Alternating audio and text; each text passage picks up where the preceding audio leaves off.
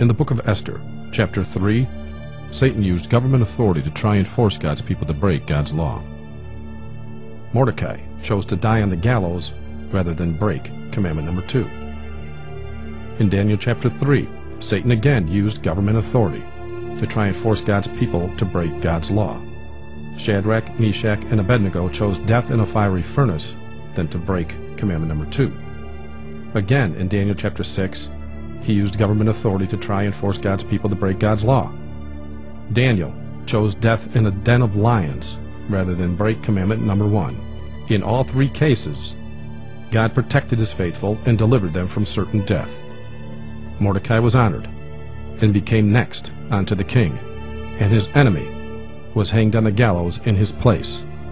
While in the fiery furnace heated 7 times hotter to kill them, Shadrach, Meshach, and Abednego were joined by the Son of God, and the fire caused them no harm.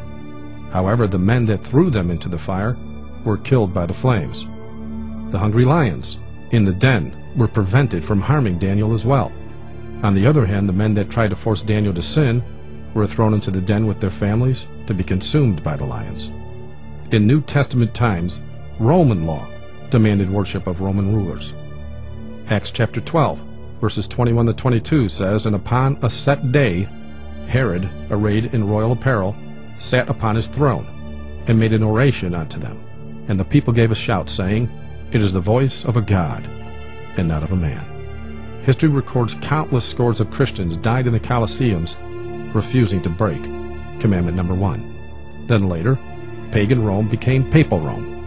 It has been recorded by history that superior papal authority and dominion is derived from the law of the Caesars. Vatican law demanded the worship of the popes as well as the Eucharist. To believe that our Lord God the Pope has not the power to decree as he has decreed is to be deemed heretical. If anyone says that in the Holy Sacrament of the Eucharist, Christ, the only begotten Son of God, is not to be adored with the worship of latria, also outwardly manifested, and is consequently neither to be venerated with custom of the Holy Church, or is not to be set publicly before the people to be adored, and the adorers thereof are idolaters, let him be anathema. For refusing to break commandment number 1, history records over 500 million Christians were killed by the Vatican between the years 538 AD to 1798 AD. It has been recorded that the Church of Rome has shed more innocent blood than any other institution that has ever existed among mankind will be questioned by no Protestant who has a competent knowledge of history. It is impossible to form a complete conception of the multitude of her victims, and it is quite certain that no powers of imagination can adequately realize their sufferings. Out of inherited fear of the bloody past, most denominations today teach the law is no longer needed. Why does the devil persist in trying to get people to break God's law? It's because he knows Christians that keep the law will not receive the mark of the beast. In Revelation 14, starting at verse 9, it speaks of people that do get the mark. It says, "And the third angel followed them, saying with a loud voice, If any man worship the beast and his image, and receive his mark in his forehead or in his hand, the same shall drink of the wine of the wrath of God, which is poured out without mixture into the cup of his indignation.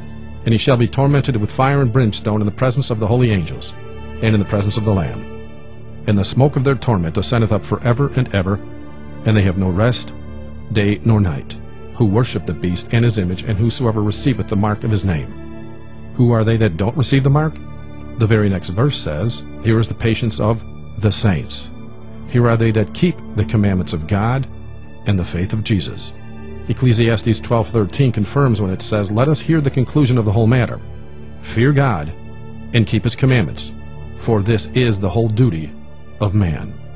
In Revelation 13, verses 16 and 17, we find, "He causeth all, both small and great, rich and poor, free and bond, to receive a mark in their right hand or in their foreheads, and that no man might buy or sell, save he had the mark, or the name of the beast, or the number of his name."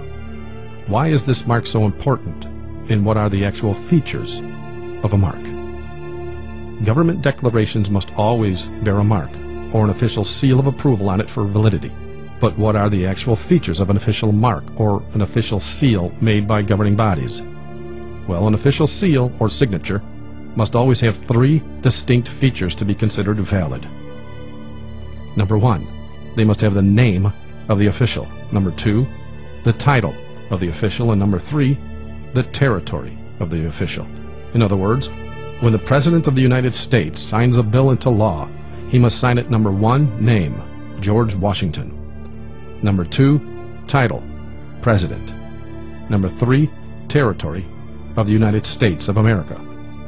Collectively, his signature would read, George Washington, President of the United States. Absolutely every document must be signed or sealed in this manner for it to become an official legal document. Without it, it's a useless piece of paper. The Lord, thy God, has a kingdom, as well as a legal document containing his law for that kingdom. The Lord's legal document is, of course, his law, the 10 Commandments. Looking directly into the midst of these 10 Commandments, you will find the seal of the living God. Within the 4th commandment we find the words, For in 6 days the Lord made heaven and earth. In that passage, we see all the necessary features of an official seal. Without these 3 features, the law would be nothing more than words etched on stone. Again, an official seal or signature must always have 3 distinct features to be considered valid. Number 1, his name, the Lord. For it says in Isaiah 42 verse 8, I am the Lord, that is my name. His title, Creator, because it said in that verse, the Lord made heaven and earth. And number 3, his territory, heaven and earth, because that is what he made. Collectively, his signature reads, the Lord, Creator of heaven and earth. The seal of the Creator God is found in the Sabbath commandment of that same Creator God. It is an acknowledgement of his authority as the Creator as well as the author of that law written in stone. When we keep his Sabbath commandment, we are expressing that we recognize, remember, and worship him as our Creator. Psalm 77:11 says, I will remember the works of the Lord. Surely I will remember thy wonders of old. So, how is the mark of the beast or the seal of God administered? As was discovered in the previous video, the Vatican has control over all the necessary governments with global powers to allow them the ability to do as they wish. The national ID cards that are slated to start arriving in the United States of America as early as May of 2008 will be a mainstay in the system of control. The ID cards will contain everything about you as an individual.